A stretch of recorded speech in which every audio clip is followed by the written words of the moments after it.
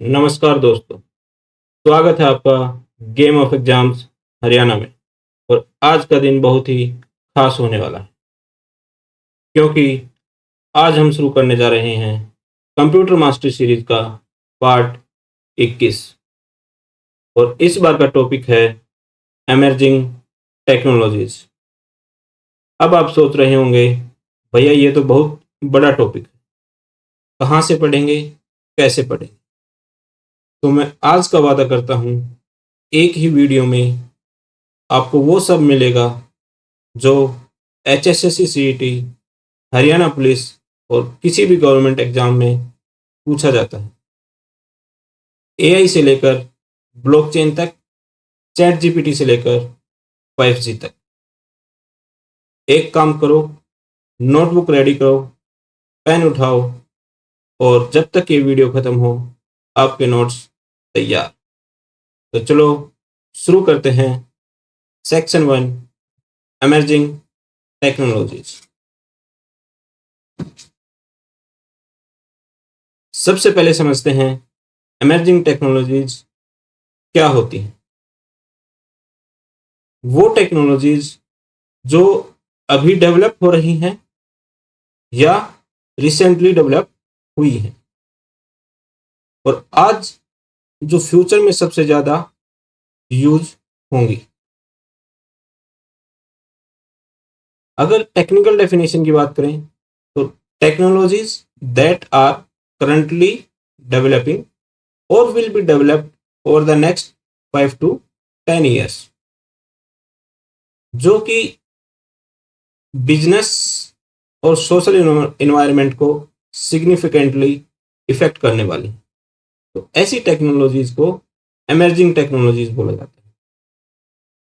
इसके अंदर जो एग्जांपल्स हैं वो हैं machine intelligence, machine learning, IoT यानी कि internet of things, blockchain, cloud computing, big data, AR VR यानी कि ऑगमेंटेड रियलिटी और virtual reality, 5G next generation connectivity. इन सब को एक एक करके हम पढ़ने वाले हैं। नेक्स्ट आता है section 2, artificial intelligence. Artificial intelligence क्या होता है? AI एक कंप्यूटर साइंस की ब्रांच है जिसमें मशीन्स को ट्रेन किया जाता है इस तरीके से ताकि वो काम कर सकें जो नॉर्मली सिर्फ ह्यूमन इंटेलिजेंस से हो सकता है। तो आर्टिफिशियल इंटेलिजेंस का मतलब क्या होता है? आर्टिफिशियल मतलब आर्टिफिशियल, इंटेलिजेंस तार्किक शक्ति या फिर बुद्धिमत्ता। तो जो इंसान की इंटेलिजेंस है उसको रेप्लिकेट कर सके या उससे ज्यादा इंटेलिजेंट बन सके जो काम, जो भी मशीन, उसको आर्टिफिशियली इंटेलिजेंट मशीन बोला जाता है। यानी कि जो ह्यूमन इंटेलिजेंस को ओवरकम कर सके या फिर उससे आगे बढ़ के काम कर सके, जैसे ह्यूमन की तरह सोच सके, डिसीजन ले सके, उसको आर्टिफिशियल इंटेलिजेंस बोला जाता है। तो जो आर्टिफिशियल इंटेलिजेंस के जो फादर हैं, फादर ऑफ AI जिसको माना जाता है, वो है जॉन मैकार्थी। जॉन मैकार्थी ने जो ये टर्म है आर्टिफिशियल इंटेलिजेंस यानी कि जो AI जो टर्म है उसका यूज किया था पहली बार कब? 1956 में। तो आप देख सकते हैं कि जो AI जो टर्म है जो अभी रिसेंट में एकदम से बूम पे आई है, ये अभी नहीं है। इस पे काम कब से चल रहा है? 1956 से, जब कंप्यूटर सही से हमें पता भी नहीं था कि कुछ होते नहीं। तो तब से AI पे काम स्टार्ट हो चुका है, तब से इसके बारे में डिस्कशन होना स्टार्ट हो चुका है। तो कोई भी टेक्नोलॉजी, नई टेक्नोलॉजी आती है वो ऐसा नहीं कि हमें जब दिखती है हमारे पास तब आती है, जब वो बिल्कुल फाइनल स्टेज में आ चुकी हो, जब बिल्कुल दुनिया के सामने निकल के आती है। लेकिन उस पर काम बहुत सालों से चल रहा होता है। जो रिसर्चर्स हैं वो अपना काम लैब्स में कर रहे होते हैं उसके ऊपर। फिर है ट्यूरिंग टेस्ट। तो ये याद रखना, क्वेश्चन जो एग्जाम्स में आ सकता है। जॉन मैकार्थी 1956 में AI को, जो टर्म है AI, उसके बारे में बताया था जॉन मैकार्थी ने। इसलिए फादर ऑफ एआई कहा जाता है जॉन मैककार्थी को। ट्यूरिंग टेस्ट, एलन ट्यूरिंग ने प्रपोज किया था ये ट्यूरिंग टेस्ट। इसका मतलब क्या है कि अगर मशीन का रिस्पॉन्स ह्यूमन से अलग ना हो सके, यानी कि जो मशीन और ह्यूमन का रिस्पॉन्स दोनों सेम हो जाए, तो मशीन को इंटेलिजेंट माना जाएगा। क्या माना जाएगा मशीन को? इंटेलिजेंट। इसी को क्या बोलते हैं? Turing test. तो किसने दिया था? एलन ट्यूरिंग ने। अब एआई की 3 तरीके की एआई मानी जाती है, टाइप्स ऑफ एआई। एक है नैरो एआई, जिसको वीक एआई बोले जाते हैं, यानी कि जो सिर्फ एक स्पेसिफिक पर्टिकुलर एक टास्क करती है एक टाइम, जैसे कि सीरी, हमने सुना होगा, छोटा हुआ आता है मोबाइल में, या फिर एलेक्सा जैसे अमेजन का जो चैट बोट्स होते हैं, चैट बोट्स, तो इनको क्या बोला जाता है? नैरो एआई या वीक एआई, यानी कि एक टाइम पे एक ही काम कर सकते, किसी पर्टिकुलर स्पेसिफिक टास्क के लिए बने होते हैं, जैसे अलेक्सा डायल द नंबर्स, ये गाना चलाओ, सीरी ये गाना बजाओ। तो मतलब वो पर्टिकुलर एक टास्क कर सकते हैं, कोई उनमें प्री डिफाइंड चीजें होती हैं, तो उनको नैरो या वीक एआई बोला जाता है। नैरो इसलिए किसी पर्टिकुलर एक ही काम के लिए बने होते हैं। फिर होता है जनरल एआई या फिर स्ट्रॉन्ग एआई, जो ह्यूमन जैसी सोच रख सके, यानी कि जो आदमी काम कर सकता है, जो ह्यूमन काम कर सकता है, वो सारे टास्क जो एआई कर सके, उसको स्ट्रॉन्ग एआई भी बोला जाता है या फिर जनरल एआई बोला जाता है। अभी तक एग्जिस्ट नहीं करता है सही तरीके से, पूरी तरीके से, ये जो स्ट्रॉन्ग एआई है। फिर है सुपर एआई। सुपर एआई यानी कि जो आदमी से भी ज्यादा सोच सके, बियॉन्ड ह्यूमन इंटेलिजेंस जाके काम कर सके, उसको सुपर एआई बोला जाता है। ये फ्यूचर कॉन्सेप्ट है। तो जो एआई के एप्लीकेशंस हैं वो कहाँ कहाँ हो सकते हैं? हेल्थ केयर में। कहाँ कहाँ पे हो सकते हैं? हेल्थ केयर में, ऑटोमोबाइल्स में, फाइनेंस में, जैसे कि फ्रॉड डिटेक्शन या फिर स्टॉक प्रिडिक्शन का काम आता है। ऑटोमोबाइल्स में सेल्फ ड्राइविंग कार्स, जैसे कि टेस्ला इसका एग्जांपल है, self driving car, automatic cars. Health care में disease diagnosis, drug discovery. Education में पर्सनलाइज्ड लर्निंग जहाँ पे हो सकती है एआई से। ई कॉमर्स में प्रोडक्ट रिकमेंडेशन, अमेजन जैसे। वॉइस असिस्टेंट्स, जैसे कि अभी बात करी थी सीरी, अलेक्सा, गूगल असिस्टेंट, जो वॉइस पे हम रीड कर सकते हैं। फेस रिकॉग्निशन टेक्नोलॉजी, जैसे आधार या फिर बायोमेट्रिक जिसको बोलते हैं डिजी लॉकर, ये फेस रिकॉग्निशन है। गेमिंग में। फिर अब आते हैं एआई के टूल्स, जो फ्रीक्वेंटली जो पीछे जो एग्जाम्स हुए हैं उनमें पूछे गए हैं। क्या पूछा जाता है नॉर्मल कि किस कंपनी से है या फिर किस यूज के लिए ये होता है, जैसे कि चैट जीपीटी जो होता है। चैट जीपीटी ओपन एआई है, किसके द्वारा बनाया गया है? ओपन एआई द्वारा। चैट जीपीटी में ये जो जीपीटी है, इसकी फुल फॉर्म क्या होती है? जीपीटी की full form generative pre trained transformer. क्या होती है? जनरेटिव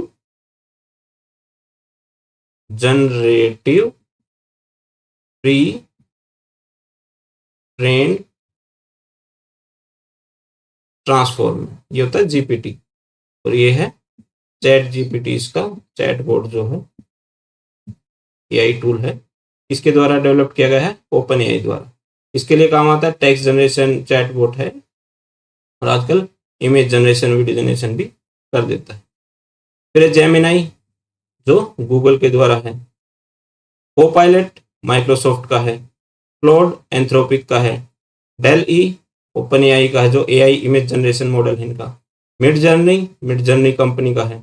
सोरा ओपन एआई का, जो वीडियो जनरेशन के लिए काम आता है। बार्ड गूगल का है, जिसको जेमिनाई में कन्वर्ट कर दिया गया है।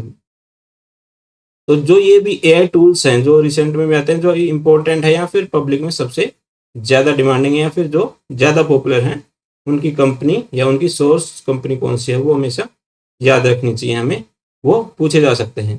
चैट जीपीटी कब हुआ था स्टार्ट? सबसे पहले नवंबर 2022 में लॉन्च किया गया था। नवंबर 22 में लॉन्च किया गया था। किसके द्वारा? ओपन एआई द्वारा। ओपन एआई के सीईओ कौन है? Sam Altman. सैम एल्टमैन ने किया था चैट जीपीटी को नवंबर 2022 में, और इसके जो को फाउंडर थे वो एलन मस्क थे। अब सेक्शन 3 पे आते हैं, machine learning and deep learning. Machine learning क्या है? ये एआई का एक सबसेट है। इसका सबसेट है एआई का। एआई ब्रॉडर टर्म है और उसी का एक पार्ट है, जैसे कि ये एआई है और उसका एक पार्ट है मशीन लर्निंग एमएल, और ये एआई। तो जो एमएल जो है मशीन लर्निंग, वो एआई का सबसेट है, जिसमें कंप्यूटर सिस्टम्स को डेटा से खुद सीखने की कैपेबिलिटी दी जाती है। यानी कि मशीनों को सिखाया जाता है, किसके थ्रू? डेटा के थ्रू। जो डेटा हम सारे दिन कंज्यूम करते हैं, या फिर जहाँ पे शॉपिंग कर रहे हैं, हमारा डेटा जहाँ पे जा रहा है सेविंग में, जहाँ जो भी वेबसाइट खोलते हैं वो सेव कुकीज और इस तरीके से हमारा डेटा सेव कर लेते हैं। तो वो जो डेटा है कंपनी यूज करती हैं, उस डेटा से इन मशीन से अपनी मशीन्स को ट्रेन करने के लिए। तो जो ये ट्रेनिंग होती है, इसको क्या बोलते हैं? मशीन लर्निंग बोला जाती है। जो टर्म है मशीन लर्निंग, किसने कॉइन किया था सबसे पहले? आर्थर सैमुअल ने 1959 में। आर्थर सैमुअल ने 1959 में ये टर्म दी थी। अब देख रहे हो अभी ये जो एआई पे जो काम हो रहा है, कब से हो रहा है? 1956 में पहली बार एआई टर्म आई थी, फिर 1959 में जो मशीन लर्निंग जैसी टर्म आई थी। तो बहुत सालों से इस पे काम हो रहा है। टाइप्स ऑफ मशीन लर्निंग, 4 तरीके की मशीन लर्निंग होती है, मतलब कि 4 तरीके से हम मशीन को सिखा सकते हैं डेटा के थ्रू। पहला है सुपरवाइज्ड लर्निंग। सुपरवाइज्ड लर्निंग यानी कि जो लेबल्ड डेटा से, डेटा के ऊपर लेबलिंग की जाती है, ये पर्टिकुलर क्या है, जैसे कोई मोबाइल नंबर तो वहां पे लिख दिया जाए ये मोबाइल नंबर है, ये नाम है, ये एड्रेस है। इस तरीके से लेबल्ड डेटा जो होता है उसके थ्रू जो सिखाते हैं उसको सुपरवाइज्ड लर्निंग बोला जाता है। एग्जाम्पल जैसे स्पैम डिटेक्शन है या फिर इमेज क्लासिफिकेशन है। एक तरीके से टीचर गाइडेड, यानी कि हमें टीचर बता रहा है कि ये चीजें हैं तो हम सीख रहे हैं। तो ऐसे ही मशीन को सिखाया जाता है कि ये जो इमेज है इसको ये बोलेंगे, इसमें ये क्वालिटी है, इस चीज की ये फंक्शन है, ये फीचर्स हैं इस इमेज के। वो मशीन है उसको सीखती है। इसको सुपरवाइज्ड लर्निंग बोला जाता है। फिर एक होता है अनसुपरवाइज्ड लर्निंग, यानी कि अनलेबल्ड डेटा से पैटर्न्स बनाती, यानी कि एक ही तरीके के हजारों इमेज उसको दे दिए तो मशीन वहां से हजारों इमेज को आपस में कंपेयर करेगी और वहां से पैटर्न ढूंढेगी, अपने आप सीखेगा कि ये कॉमन इमेज है, इनमें ये कॉमन फीचर्स हैं तो ये हो सकता है। तो जो कस्टमर या फिर कस्टमर सेगमेंटेशन बोलते हैं, फिर एनोमली डिटेक्शन बोला जाता है इसको। खुद से ग्रुप बनाने के, यानी कि हम खुद से ग्रुप बना के स्टडी करते हैं, इसको अनसुपरवाइज्ड लर्निंग भी बोला जाता है। फिर एक है रीइंफोर्स्ड लर्निंग। रीइंफोर्समेंट लर्निंग में क्या होता है? Trial and error plus reward system होता है। ट्रायल एंड एरर मतलब कि जैसे ही हमने डेटा उसको दिया, मशीन बताएगी ये चीज ये है, वो सही भी हो सकता है, वो गलत भी हो सकता है। अगर सही हुआ तो हम उसको रिवार्ड देंगे, पेनल्टी देंगे या रिवार्ड देंगे। अगर रिवॉर्ड देंगे तो वो समझ जाएगी ये सही है, अगर पेनल्टी देंगे वो समझ जाएगी ये गलत है, तो वो दोबारा से अटेम्प्ट करेंगे। तो जो एल्फागो या फिर रोबोटिक्स इसके एग्जाम्पल्स हैं। जैसे बच्चा साइकिल चलाना सीखता है, वो साइकिल चलाएगा, गिरेगा तो फिर उठेगा कि ऐसे नहीं, थोड़ा अलग तरीके से चलाना सीखेगा। तो किसी भी चीज को जो ट्रायल एंड एरर मेथड होता है, इसको रीइंफोर्समेंट लर्निंग बोला जाता है। इसमें रिवार्ड सिस्टम होता है। फिर होता है सेमी सुपरवाइज्ड लर्निंग, यानी कि कुछ डेटा लेबल्ड होता है, कुछ अनलेबल्ड होता है, मिक्स्ड टाइप का डेटा इसको प्रोवाइड किया जाता है। इसको सेमी सुपरवाइज्ड लर्निंग बोला जाता है। जैसे गूगल फोटोज, फेस टैगिंग, इसको मिक्स्ड अप्रोच भी बोला जाता है। तो समझ गए हैं एमएल क्या है? एआई का सबसेट है। डीप लर्निंग क्या है? एमएल की सबसेट है। और जो मशीन लर्निंग कितने तरीके की होती है? 4 तरीके की होती है, supervised, unsupervised, reinforcement, semi supervised. अब आते हैं deep learning and natural language processing. Deep learning जो है वो एमएल की सबसेट है। अभी हमने पढ़ा था क्या था कि जो एआई है ब्रॉडर टर्म, उसके अंदर मशीन लर्निंग आया था, और मशीन लर्निंग के अंदर भी एक पार्ट है deep learning, DL. Neural networks पे बेस्ड है ये। जो ह्यूमन ब्रेन होता है उसको रेप्लिकेट करने की कोशिश की जाती है, ब्रेन की तरह काम करता है, जो डीप लर्निंग बोला जाता है। ये बाकी सबका बाप है। जो डीप लर्निंग के थ्रू ही इमेज जनरेशन या इमेज रिकॉग्निशन या फिर स्पीच रिकॉग्निशन जैसे काम हो रहे हैं। जैसे कि face unlock on your face, on your phone. जैसे ही फोन पे जैसे अनलॉक करते हैं, एक तो पासवर्ड डाल के करते हैं, फिर एक हमारे फेस से हो जाता है। तो जो ये फेस से हो रहा है इसको डीप लर्निंग बोला जाता है। ये फेस रिकॉग्निशन या फेस अनलॉक एप्लीकेशन के अंदर आता है। चैट जीपीटी क्या है? चैट जीपीटी भी डीप लर्निंग पे बेस्ड है। अब बात करते हैं नेचुरल लैंग्वेज प्रोसेसिंग एनएलपी की। एआई की एक ब्रांच है जो कंप्यूटर्स को ह्यूमन लैंग्वेज, टेक्स्ट या स्पीच को समझने और जनरेट करने में हेल्प करती है। यानी कि स्पीच को समझने और टेक्स्ट को जनरेट करने में हेल्प करती है। इसकी एप्लीकेशंस हैं स्पीच रिकॉग्निशन, चैट बोट्स जो कस्टमर सर्विस बोट्स होते हैं, ट्रांसलेशन जैसे कि गूगल ट्रांसलेशन है, एक लैंग्वेज से दूसरी लैंग्वेज में कन्वर्ट करता है। ये नेचुरल लैंग्वेज काम करता है, नेचुरल लैंग्वेज प्रोसेसिंग एनएलपी बोला जाता है इसको। स्पैम डिटेक्शन आता है, जो जीमेल स्पैम फिल्टर, यानी कि कुछ पर्टिकुलर टर्म्स इसको दिख जाए वहाँ पे, अगर कोई मेल आ रहा है तो कोई वर्ड या कोई टर्म इसको दिख गया जो इसके डेटा में फीड है कि ये चीज़ स्पैम हो सकती है, तो उसको ये स्पैम कैटेगरी में डाल देता है। सेंटिमेंट एनालिसिस, जो सोशल मीडिया को मॉनिटरिंग करके सेंटिमेंट एनालिसिस किया जाता है, ये एनएलपी का पार्ट। जैसे कि सर्च इंजन में भी आजकल गूगल सर्च, हमें जो भी हम सर्च कर रहे हैं, जैसे एक वर्ड डालते हैं तो वो आगे हमें सजेस्ट करने लग जाता है। तो ये वाला पार्ट भी नेचुरल लैंग्वेज प्रोसेसिंग का पार्ट है। एनएलपी की जो कुछ टर्म्स हैं, एक है टोकनाइजेशन। टोकनाइजेशन क्या होता है? जो टेक्स्ट को वर्ड्स और सेंटेंसेस में तोड़ता है। हमने तो पूरा एक टेक्स्ट या फिर एक पैराग्राफ दे दिया, तो ये उसको क्या करेगा, अलग अलग वर्ड्स में या फिर अलग अलग सेंटेंसेस में तोड़ता है और एक वर्ड को, एक सेंटेंस को कुछ टोकन प्रोवाइड कर देता है। फिर एक है पीओएस टैगिंग। ये पार्ट ऑफ स्पीच आइडेंटिफाई करना है। पीओएस टैगिंग क्या होती है? स्पीच आइडेंटिफाई करने का पार्ट होता है। फिर होता है स्टेमिंग, वर्ड्स को रूट फॉर्म में लाना, जैसे रनिंग को रन, स्टेमिंग। यानी कि हमने तो कुछ वर्ड डाल दिया, लेकिन कंप्यूटर समझेगा कैसे? हमने कहा मान लो गलत भी टाइप कर दिया, तो ये क्या करता है, जैसे कि एक टाइप के जो वर्ड्स है, जैसे हमने रनिंग लिख दिया, ये रनिंग को रन में कन्वर्ट कर लेगा, समझ जाएगा कि रन से कुछ रिलेटेड टर्म से पूछना चाहते हैं। फिर एक होता है NER, name entity recognition, name, places, dates ये स्टोर करते रहते हैं।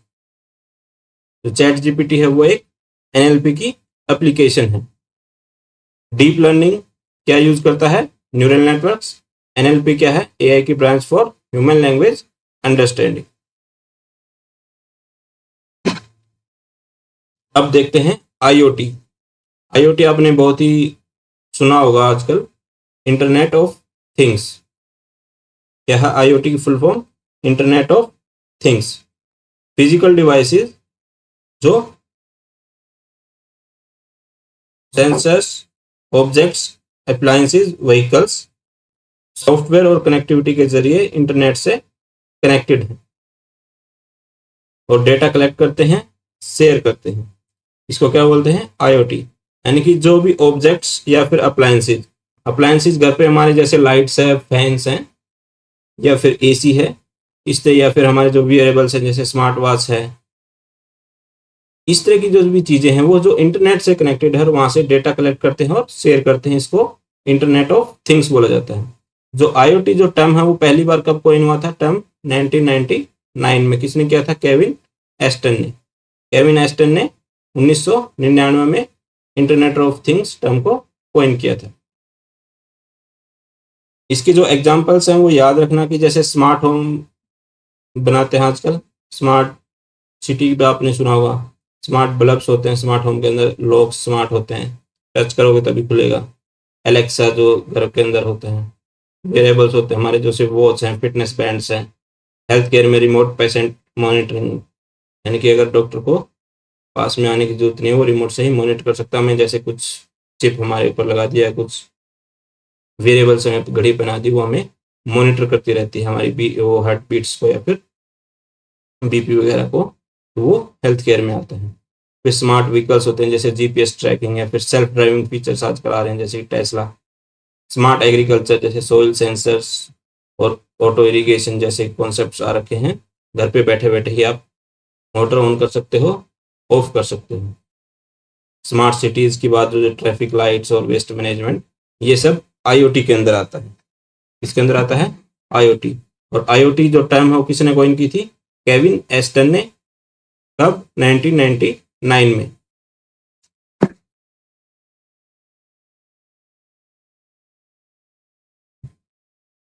अब बात करते हैं ब्लॉकचेन टेक्नोलॉजी। ब्लॉकचेन टेक्नोलॉजी जो है एक ऐसा टॉपिक जो हर एग्जाम में पूछा जाता है। वो कौन सा है? ब्लॉकचेन। ब्लॉकचेन एक डिस्ट्रीब्यूटेड डिसेंट्रलाइज्ड डिजिटल लेजर है। लेजर मतलब खाता है, जो ट्रांजैक्शंस को मल्टीपल कंप्यूटर्स पे रिकॉर्ड करता है। ऐसे तरीके से रिकॉर्ड्स रेट्रोएक्टिवली अल्टर नहीं हो सकते, यानी कि पीछे जाके चेंज उनको नहीं कर सकते। अगर कोई पेपर में या फिर हमें रजिस्टर में लिखा हुआ तो उसको पीछे जाके व्हाइट लगा के उसको चेंज कर दिया, इस तरीके से नहीं हो सकता ब्लॉकचेन टेक्नोलॉजी में, क्योंकि वो मल्टीपल कंप्यूटर से कनेक्टेड होता है। सारे ट्रांजैक्शंस एक डिजिटल लेजर पे स्टोर हो जाते हैं। सिंपल वर्ड्स में अगर बोलें तो एक ऐसा रजिस्टर जो बहुत सारे कंप्यूटर्स पर एक साथ स्टोर हो और कोई भी रिकॉर्ड बदल नहीं सकता, यानी कि एक बार अगर वो स्टोर हो गया तो वो चेंज नहीं होगा। इसके अंदर जो कि कॉन्सेप्ट्स हैं, की टर्म्स हैं ब्लॉकचेन टेक्नोलॉजी में, वो सबसे पहला ब्लॉक। ब्लॉक किसको बोला जाता है? जो डेटा का एक यूनिट होता है, सिंगल एक यूनिट को ब्लॉक बोला जाता है। चेन किसको बोला जाता है? फिर आता है जैसे ब्लॉक चेन। चेन क्या है? ब्लॉक्स का लिंक्ड सीक्वेंस। जैसे एक डेटा है, ये इससे कनेक्टेड आ गया, फिर ये इससे कनेक्टेड है, तो एक चेन बन जाती है। फिर एक होता है नोड, नेटवर्क पार्टिसिपेंट कंप्यूटर, यानी कि एक ये बताया था, एक ये बताया, जो ये पॉइंट्स हैं उनको क्या बोला जाता है? नोड्स बोला जाता है। फिर होता है हैश। हैश है यानी कि यूनिक डिजिटल फिंगरप्रिंट, वो हैश है। डिसेंट्रलाइज्ड मतलब कोई सेंट्रल अथॉरिटी इसकी नहीं है। इम्यूटेबल मतलब डेटा चेंज नहीं हो सकता, ये इम्यूटेबल है, इसके अंदर डेटा चेंज नहीं हो सकता। फिर अब टाइप्स ऑफ ब्लॉकचेन, सबसे पहला है पब्लिक ब्लॉकचेन। पब्लिक ब्लॉकचेन में क्या आता है? बिटकॉइन और इथेरियम, आपने कॉइन सुने होंगे, जैसे बिटकॉइन के बारे में बहुत सुना हो, तो ये बिटकॉइन किस पे बेस्ड है? ब्लॉकचेन टेक्नोलॉजी पे बेस्ड है। ये ओपन फॉर ऑल होते हैं, यानी कि एक इथेरियम कॉइन है और एक बिटकॉइन है। प्राइवेट ब्लॉकचेन जो होती है वो कॉर्पोरेट यूज या फिर इसकी एक्सेस रेस्ट्रिक्टेड रहती है। Consortium blockchain multiple organisations share करते हैं, इसको कंसोर्टियम ब्लॉकचेन बोला जाता है। तो एक होता है हाइब्रिड ब्लॉकचेन, जो mix of public plus private होता है, उसको हाइब्रिड ब्लॉकचेन बोला जाता है। इसकी एप्लीकेशन है क्रिप्टो करेंसी में, जिसके आजकल बहुत चर्चे होते हैं, क्रिप्टो करेंसी, बिटकॉइन और इथेरियम इसके एग्जाम्पल्स हैं।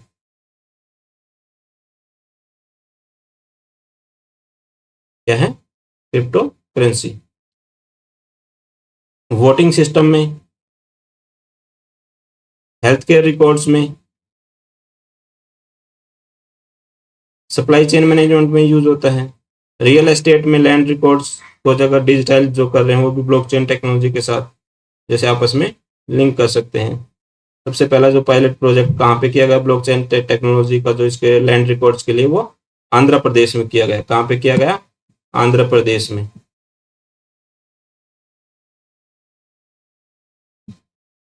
फिर है एनएफटी, नॉन फंजिबल टोकन्स में इसका एग्जाम यूज होता है। कुछ की पॉइंट्स हैं एग्जाम्स के जो याद रखने जरूरी हैं, कि जो बिटकॉइन है क्रिएटेड बाई, किसने किया था बिटकॉइन को क्रिएट? एक सतोशी नाकामोतो। सतोशी नाकामोतो कौन था? सतोशी, SATOSHI, सतोशी नाकामोटो ने 2009 में बिटकॉइन क्रिएट किया। फर्स्ट ब्लॉकचेन एप्लीकेशन जो है वो बिटकॉइन है। एनएफटी जो होता है वो नॉन फंजिबल टोकन होता है, यूनिक डिजिटल एसेट है। फिर है इथेरियम फाउंडर। इथेरियम का फाउंडर कौन है? जो इथेरियम कॉइन है उसका फाउंडर कौन है? Vitalik Buterin. विटैलिक बिटकॉइन, और बिटकॉइन किसने किया था? Satoshi Nakamoto. ये याद रखनी जरूरी है। ये सबसे फेमस कॉइन्स हैं, बिटकॉइन और ethereum. Consensus mechanism, proof of work, POS, proof of stake.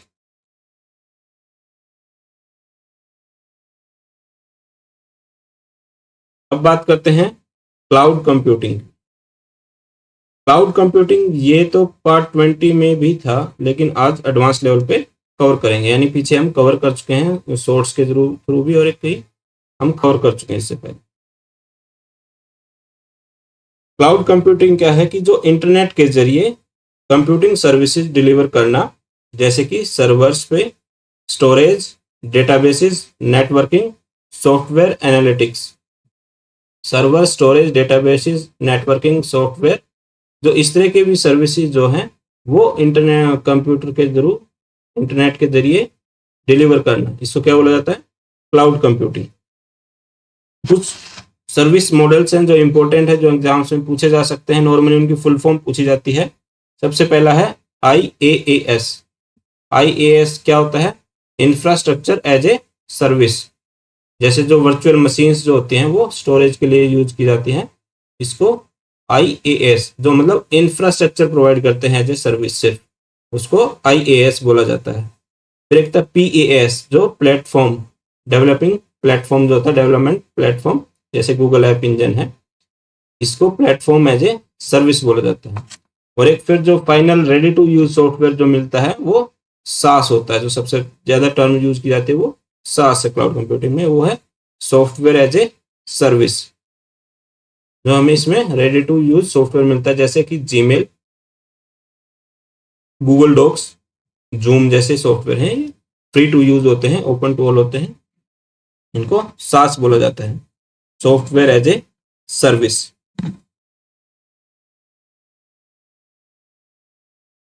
फिर आते हैं सेक्शन नंबर 8 और 9 आज के वीडियो का, और इसमें अंदर है big data, 5Vs, AR, VR और मेटावर्स के बारे में थोड़ा बहुत जानेंगे, जो हमारे लिए बहुत इंपॉर्टेंट हो सकता है एग्जाम्स में, आने वाले एग्जाम्स में।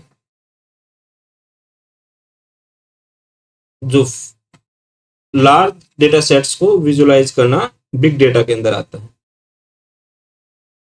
बिग डेटा बहुत बार सुना होगा तुम लोगों ने।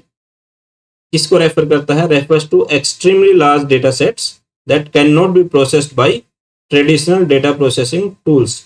मतलब उस डेटा को प्रोसेस जो ट्रेडिशनल डेटा प्रोसेसिंग टूल्स हैं उनसे हम प्रोसेस नहीं कर सकते। इतना जो लार्ज डेटा, उसको बिग डेटा में काउंट किया जाता है। दो 5Vs हैं बिग डेटा के। सबसे पहले वॉल्यूम। वॉल्यूम मतलब डेटा बहुत बड़ा है, ह्यूज अमाउंट ऑफ डेटा। जैसे कि फेसबुक पे crores of social media post daily होते हैं, जैसे फेसबुक पे, इंस्टाग्राम पे, या फिर लिंक्डइन पे, या फिर एक्स पे। दूसरा जो वी है वो है velocity, speed of data generation. जिस स्पीड से डेटा जनरेट हो रहा है, नया नया डेटा जनरेट हो रहा है, वैसे ही जैसे real time stock market data है, बहुत फास्ट तरीके से नया डेटा आता रहता है। फिर है variety, different types of data, जैसे कि टेक्स्ट डेटा आता है, वीडियो फॉर्मेट में, ऑडियो फॉर्मेट में, सेंसर डेटा, इस तरीके, इसको क्या बोलते हैं? थर्ड वी जो है वो वैरायटी है। नेक्स्ट है वेरेसिटी, यानी कि जो एक्यूरेसी और ट्रस्ट वर्दीनेस जो डेटा की है उसको वेरेसिटी बोला जाता है। फेक न्यूज फिल्टरिंग इसका एग्जाम्पल है, फेक न्यूज फिल्टर करना इसके अंदर आता है। फिफ्थ वी जो है वैल्यू, यानी कि जो डेटा है उसकी वैल्यू क्या है, उसकी यूजफुलनेस क्या है, जैसे कि बिजनेस इनसाइट्स। तो जो सबसे पहले 3 Vs हैं, ओरिजिनल 3 Vs हैं, वो वॉल्यूम, वेलोसिटी एंड वेराइटी जी। कौन कौन से थे? Volume, velocity and variety. और ये किसने दिए थे? डगलस। किसने दिए थे? डगलस लैंड ने 2001 में। डगलस लैंड ने 2001 में कितने दिए थे? ओरिजिनली 3 Vs के बारे में बताया था बिग डेटा के, लेकिन अभी हम कितने मानते हैं? 5। 2 ऐड हो गए, कौन से? वेरासिटी और वैल्यू। समझ गए? बिग डेटा टूल्स जो हैं वो एक हेडूप है, जो डव कटिंग ने दिया था, डेवलपर माना जाता है, ओपन सोर्स फ्रेमवर्क है फॉर बिग डेटा के लिए। स्पार्क है, फास्ट डेटा प्रोसेसिंग के लिए यूज किया जाता है।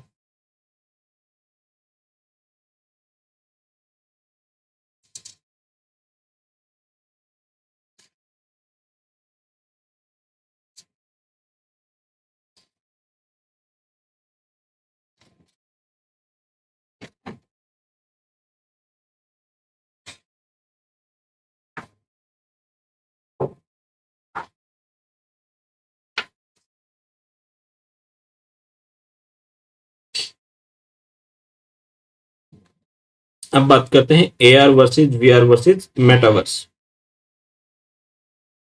एआर और वीआर दोनों अलग अलग हैं, ये इनमें कंफ्यूज नहीं होना। जैसे यहाँ पे हम नॉर्मली समझ लेते हैं कि जो एआर और वीआर सेम है। डिफरेंस क्या है? एआर जो है वो ऑगमेंटेड रियलिटी है, वीआर जो है वर्चुअल रियलिटी है। यानी कि एआर के अंदर क्या होता है कि जो रियल वर्ल्ड में डिजिटल एलिमेंट्स ऐड करना, उसको एआर बोला जाता है। यानी कि जो रियल वर्ल्ड पे डिजिटल ओवरले, जैसे कि फोन कैमरा अगर हम यूज करें फोन में और वीडियो करें, उसको जो अगर 3D में हमें दिखाने लग जाए तो वो ऑगमेंटेड रियलिटी आएगा। एआर ग्लासेस आते हैं, जैसे ग्लासेस पहन के जब मूवी देखने जाते हैं एआर के अंदर। फिर आता है वर्चुअल रियलिटी, तो कंप्लीटली वर्चुअल इन्वायरमेंट होता है, जिसको वीआर हेडसेट पहन के हम देखने लग जाते हैं। उसके अंदर कुछ सीन चल रहा होता है अपना अलग ही, मूवीज या 3D अलग इस तरीके की, उसको वीआर टेक्नोलॉजी बोला जाता है। ये पार्शियल इमर्जन है, ये कंप्लीट इमर्जन है। एग्जाम्पल्स जो हैं इसके पोकेमॉन गो, स्नैपचैट के अंदर दिखता है हमें, ऑप्शन आता है एआर का। फिर ओक्यूलस क्वेस्ट गेमिंग वगैरह में वीआर यूज होती है, ट्रेनिंग और गेमिंग में यूज। ये जो यूज होता है वो नेविगेशन और एजुकेशन में एआर का यूज होता है। फिर जो है मेटावर्स, मेटावर्स क्या है? वर्चुअल शेयर स्पेस, जो कि इंटरनेट का 3D वर्जन है। फेसबुक का नाम चेंज हुआ था मेटा, वहीं से नाम आया मेटावर्स। किसने दिया था? मार्क जुकरबर्ग, फेसबुक का फाउंडर है।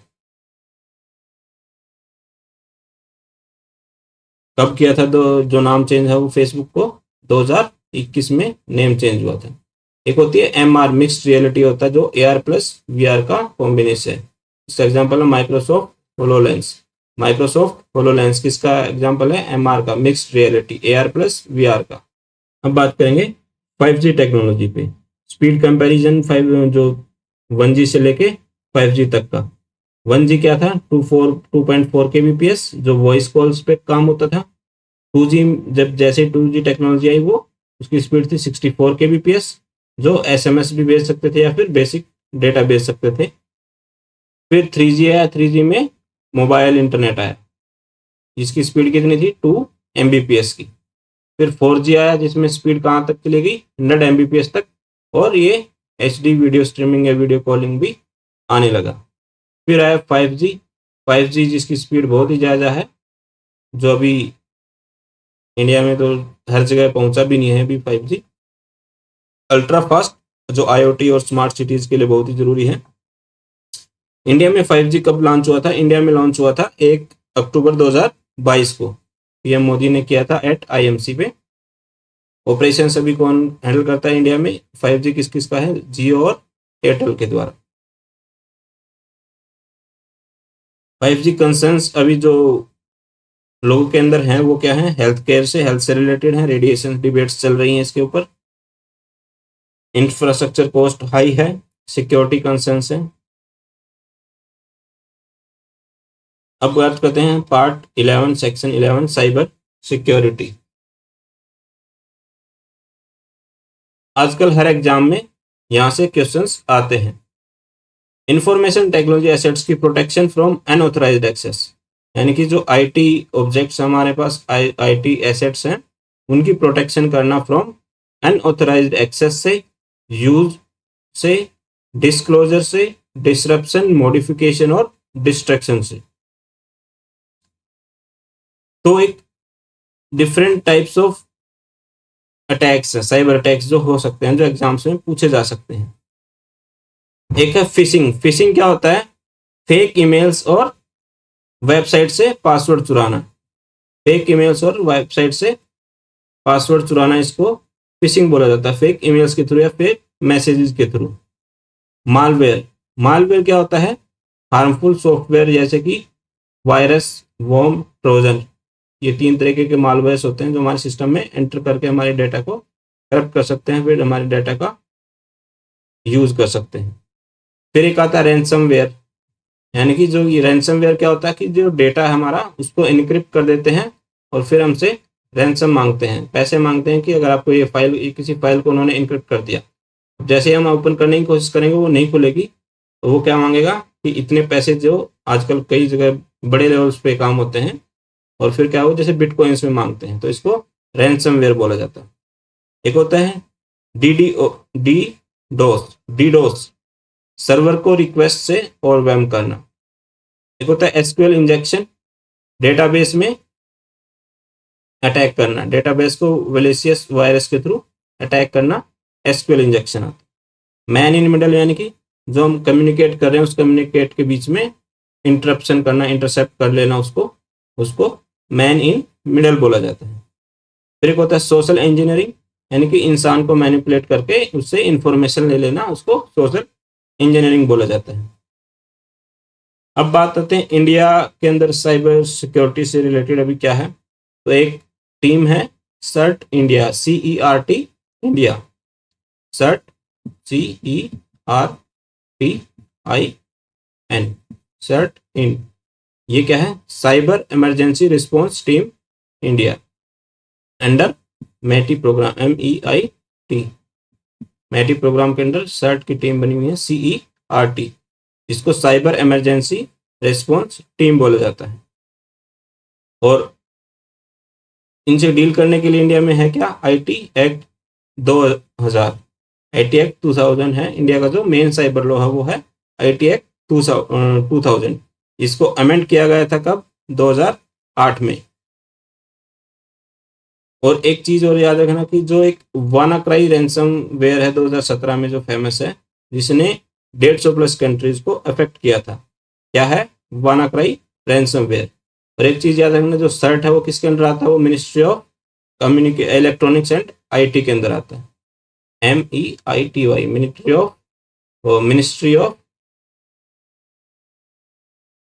क्या है?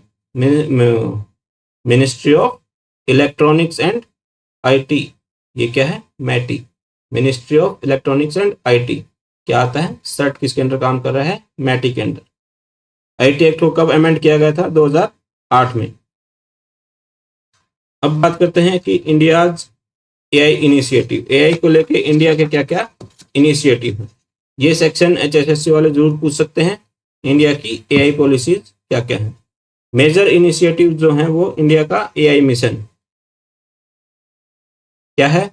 इसके अंदर जो बजट लिया गया है वो 10,372 करोड़ रुपए का अगले 5 साल के लिए बजट लिया गया 2024 से, जिसके अंदर है कि गोल जो है वो कंपोनेंट्स इसके अंदर AI compute, data sets, startups, talent, make in India, global AI leader. फिर एक है NDAI, national data and AI। फिर एक है AI फॉर भारत, जो IIT मद्रास के द्वारा चालू किया गया है। इसके अंदर अभी आपने AI जो हमारे पास कॉन्फ्रेंस हुई थी ग्लोबल AI, उसके अंदर इनका जो मॉडल आया था वो सर्वम, क्या था? सर्वम, इंडिया का जो AI बोला गया था। ये किस पे काम करता है? इंडियन लैंग्वेजेस पे, उनकी ट्रांसलेशन पे, जैसे इंग्लिश में बात कर सकता है, इंग्लिश में टेक्स्ट को कन्वर्ट कर सकता है, तमिल में, बंगाली में, यानी कि किसी भी, हमारे जो मेन इनका मकसद है कि जो एजुकेशनल कंटेंट है उसको अलग अलग लैंग्वेजेस में प्रोवाइड करवाना। ये IIT मद्रास का इनिशिएटिव। फिर एक जुलाई 2022 में लॉन्च हुआ था भाषिनी, वो भी क्या है था? AI ट्रांसलेशन सर्विस फॉर 22 जो इंडियन लैंग्वेजेस हैं उनके लिए AI ट्रांसलेशन सर्विस। क्या है ये? भाषिनी। ये भी ministry of electronics and IT के अंदर हुआ था जुलाई 2022 में। फिर एक परम सुपर कंप्यूटर जो NSM है, नेशनल सुपर कंप्यूटिंग मिशन है, जो AI रिसर्च इंफ्रास्ट्रक्चर को मजबूत करना है, डेवलप करना है। फिर डिजिटल इंडिया प्रोग्राम चल ही रहा है, ऑनगोइंग है, जिसमें AI, IoT, internet of things, cloud और big data integration for governance के लिए। जो हमारा फास्टैग है वो भी इसी के अंदर आता है। Robotics and automation last topic है ये। The branch of technology that deals with the design, construction, operations and applications of robots. यानी कि design, construction, operation and application of robots किसका है? Robotics and automation. यानी कि जो machines that perform task automatically, task सारे confirm कर दे, उसको रोबोट बोला जाता है। क्या बोला जाता है? रोबोट।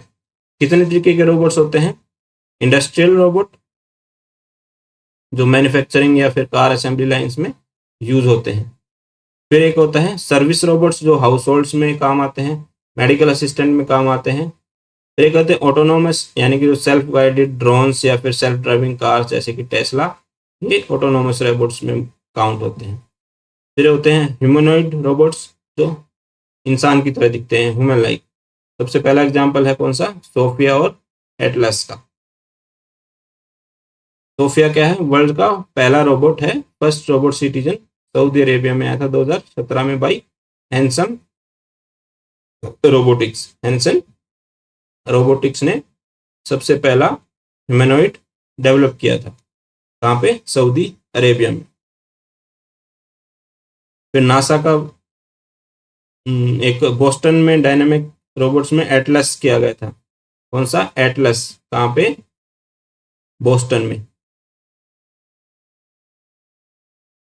फिर एक नासा ने किया था मार्स रोवर्स, जो मार्स पे जाके रोवर करे, जिसको मार्स रोवर भी बोला जाता है, वो रोबोट किसने किया था? नासा ने। तो ये रोबोटिक्स और ऑटोमेशन में था। ये इसको इंडस्ट्रियल फोर्थ रेवोल्यूशन भी बोला जा सकता है, जो अभी चल रहा है। AI plus IoT plus robotics plus big data plus cloud को स्मार्ट मैन्युफैक्चरिंग के अंदर कन्वर्ट करके फोर्थ इंडस्ट्रियल रेवोल्यूशन ला सकते हैं। तो ध्यान रखना है कि जो फर्स्ट इंडस्ट्रियल रोबोट जो आया था उसका नाम था यूनिमेट। जो फर्स्ट इंडस्ट्रियल रोबोट जो था वो यूनिमेट था। कब आया था? 1961 में। कहाँ पे? जर्मनी में, GM फैक्ट्री द्वारा। कब आया था? 1961 में। और जो फर्स्ट ह्यूमनॉइड था वो है सोफिया रोबोट, जिसको सिटीजनशिप किसकी मिली है? सऊदी अरेबिया की। रोबोटिक्स के 3 लॉज किसने दिए थे? क्वेश्चन आ सकता है ये। इसाक इसाक एसिमोव ने कब दिए थे? 1942 में। ये था रोबोटिक्स एंड ऑटोमेशन। दोस्तों हम आ गए हैं पार्ट 21 के एंड पे। आज हमने कवर किया AI, ML, deep learning, NLP, blockchain technology,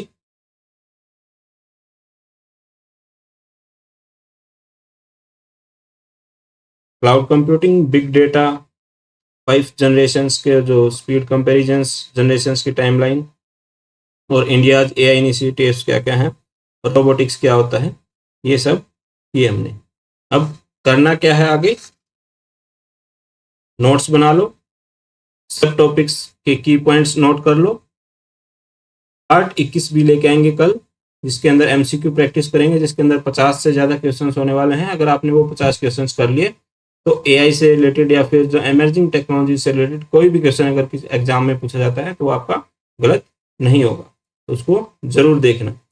इस वीडियो को शेयर करो अपने दोस्तों के साथ जो हरियाणा पुलिस या फिर HSSC की तैयारी कर रहे हैं। कमेंट सेक्शन में लिखना पार्ट 21 डन। और अगर नोट्स चाहिए तो व्हाट्सएप चैनल ज्वाइन कर लेना, लिंक डिस्क्रिप्शन में मिल जाएगा। मिलते हैं पार्ट 21B में MCQ राउंड के लिए। तब तक के लिए पढ़ते रहिए, मजबूत रहिए। जय हिंद।